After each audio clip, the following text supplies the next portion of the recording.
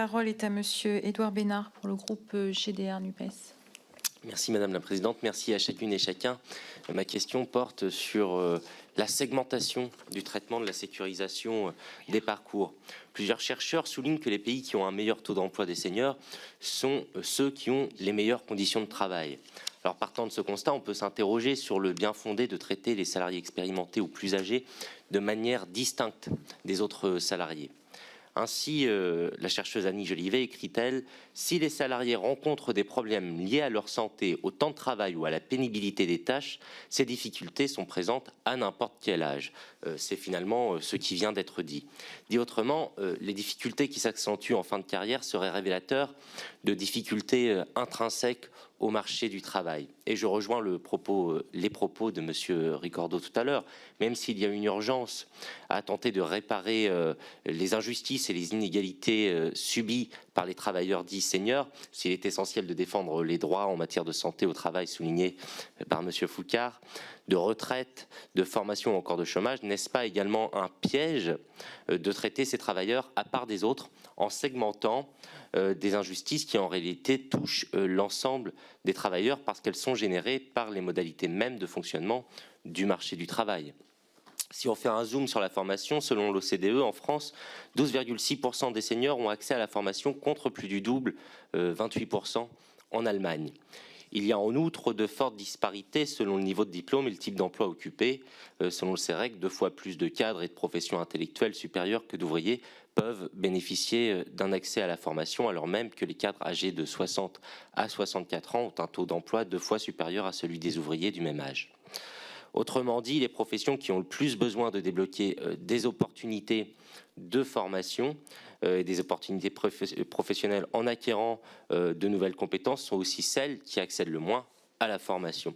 Alors l'urgence commande de corriger ces inégalités, mais j'ajouterais à condition de ne pas perdre la bataille sur le long terme, qui est celle d'un droit à la formation choisi et pour tous tout au long de la vie, et non seulement en fin de carrière quand il est presque trop tard pour évoluer ou se réorienter. Alors j'aimerais avoir votre sentiment en 2 minutes seulement, et je sais que c'est frustrant malheureusement, sur cette réflexion. Je vous remercie. Monsieur Ricordeau. Oui, deux éléments par rapport à votre intervention sur lesquels effectivement c'est assez en cohérence par rapport à ce que j'exprimais tout à l'heure en disant la question de l'emploi des seniors est une question qui est avant tout une question de travail. Nous on l'assène.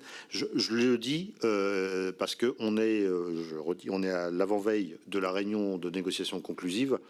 Aujourd'hui, on a sur la partie prise en compte des questions de travail pour améliorer les carrières et l'emploi des seniors, on n'a aucune proposition nouvelle de la part du patronat. Donc du coup, il reste un gap énorme à franchir pour avancer dans la direction que vous indiquez. Est-ce que c'est un piège de faire en sorte de traiter spécifiquement les seniors ?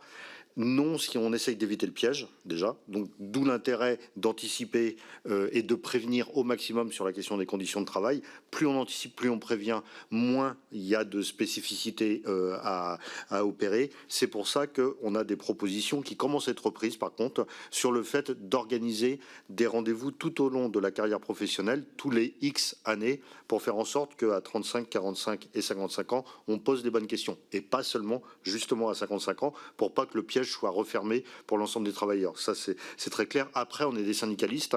Quand il y a des salariés qui sont confrontés à des situations particulières, l'objectif, c'est d'améliorer les situations. Et donc, on a quand même des salariés qui sont sur des métiers qui sont particulièrement exposés. On aura beau anticiper et prévenir, il faudra quand même en partie réparer parce qu'il y a de la pénibilité qui existe dans le monde du travail.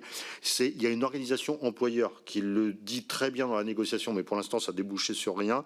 Les petits artisans disent aujourd'hui, on est dans un pays qui reconnaît très facilement qu'il y a des footballeurs qui commencent très jeunes à travailler et à 35 ans, il faut qu'ils changent de métier. Dans notre pays, il n'y a pas que les footballeurs qui sont exposés à ce genre de problématiques et ça serait bien de l'étendre à d'autres professions. Je pense qu'on a là des vrais enjeux qui sont devant nous. Je ne sais pas si on y répondra en un week-end et une seule journée. Merci. Vous souhaitez... Juste un petit complément très rapide qui confirme les propos de M. Ricordeau pour dire que la question, effectivement, n'est pas de traiter la question uniquement à la fin de carrière, mais de l'anticiper le plus tôt possible. La question des conditions de travail, c'est effectivement avoir des conditions de travail qui soient adaptées à chacune des situations d'âge et de la vie professionnelle. Et c'est aussi pour ça la raison pour laquelle j'évoquais tout à l'heure la question de l'aménagement de ces conditions en fin de carrière qui me paraissent importantes, qui nous paraissent importantes, et notamment avec les modalités du sens donné, notamment sur le tutorat, mais aussi sur l'aménagement du temps de travail de type temps partiel, qu'il faut absolument favoriser, avec des dispositifs qui incitent à le faire.